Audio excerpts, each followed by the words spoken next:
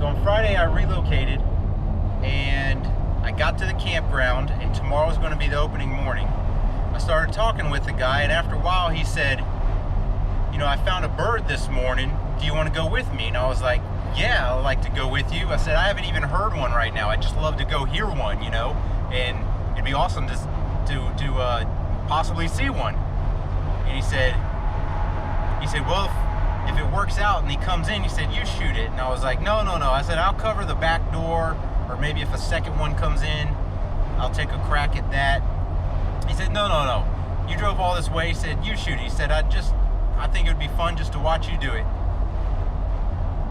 So we get up so early the next morning, because it's opening morning and there's a lot of people there. We get up so early that it's practically yesterday. And we get out there and we set up. The birds don't start making any noise for a while. And finally we hear some hens. We got a hen probably 60, 70 yards to our right. We got a hen behind us about 80 to 100 yards. And eventually we start hearing a gobbler. The gobbler's off in the distance. I don't know what, 100, 200, 300 yards, I don't know. But he's off in the distance a ways. So we kind of can't try to make a move on him because there's hens between us and him. So we kind of got to wait it out. Eventually, his gobbles are closer.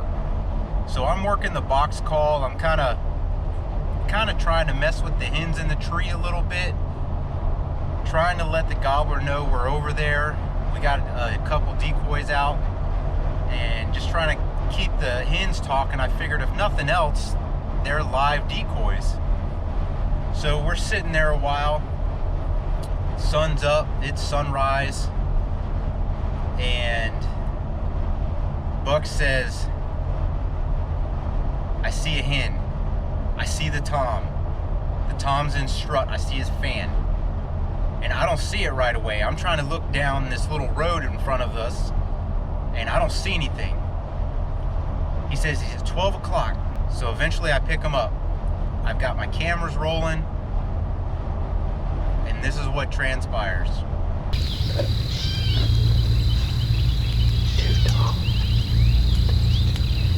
There's the gobbler.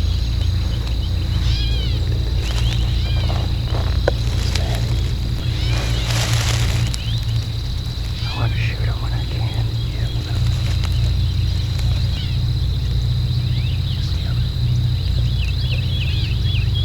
He's too far for me. Yeah. I see the hands. If he follows the hands, I'm good.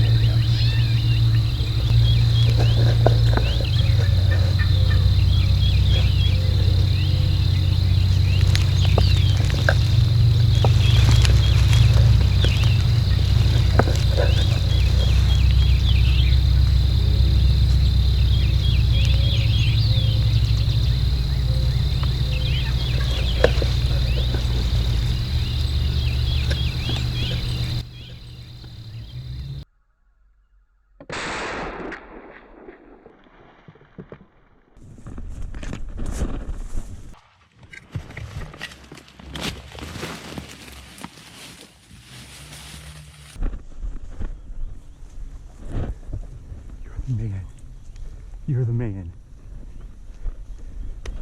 You're the man.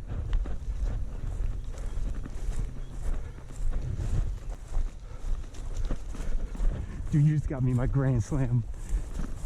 Oh!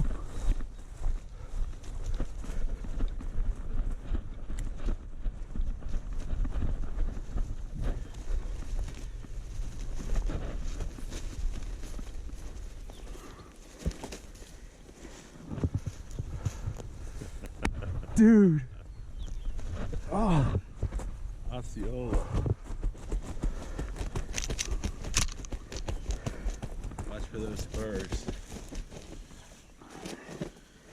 Osceola. Oh my God. That was awesome, man. I just like to see it killed, man. I don't care to kill it myself.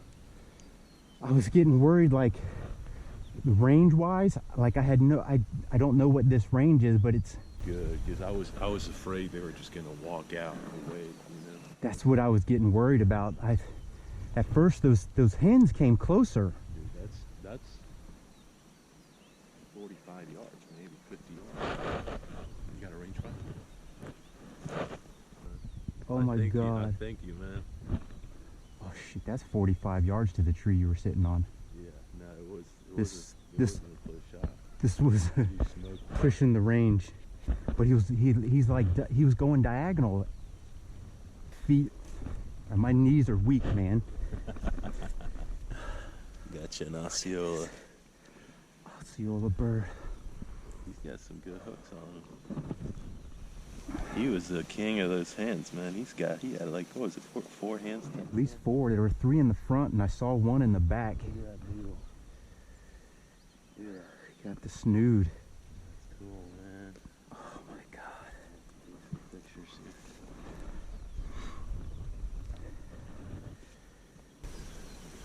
That was awesome, dude. Just watching him coming, just strutting his ass off. That's why he wasn't gobbling anymore. He had He him. hooked up. 'Cause she couldn't have been 70 yards to our right in the tree for a while. Yeah. He's probably the same bird I heard yesterday. Dude, what is up with that? That's awesome, dude. Let me go get my other camera. That's my voice camera over here.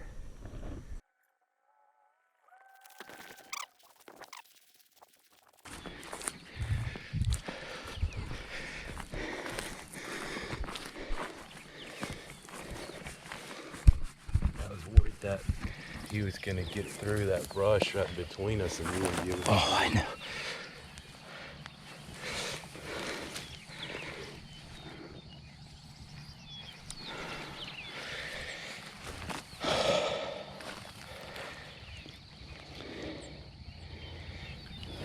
You want me to take some pictures of you?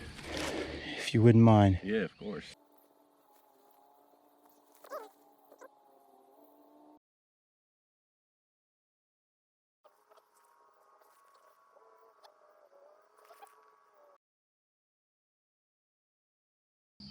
Well, folks, my quest for the Grand Slam has ended, and it's definitely been because of a couple people. Bart put me on an Eastern a couple years ago, and Buck, who's behind the camera right now, put me on this Osceola after he scouted them and saw them in the morning yesterday.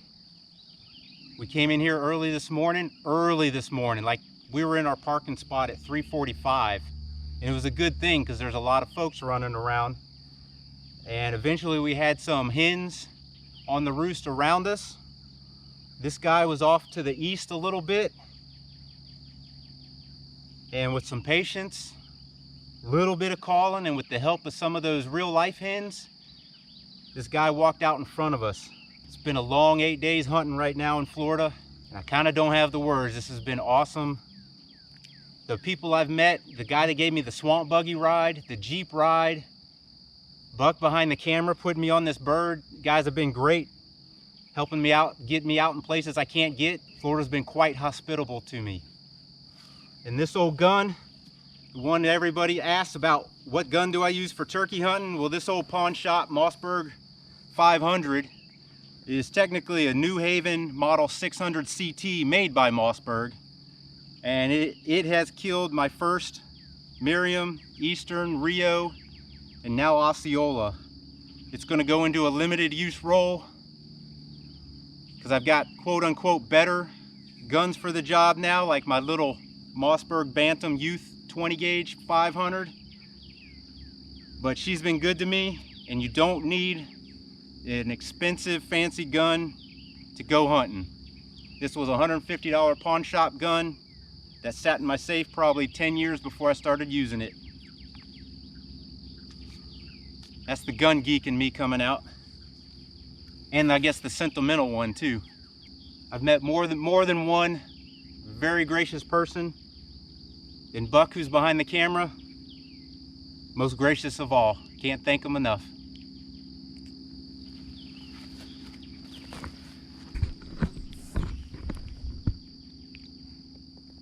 Yeah.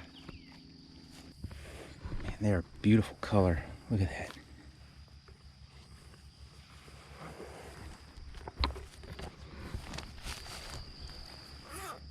Look at that sheen.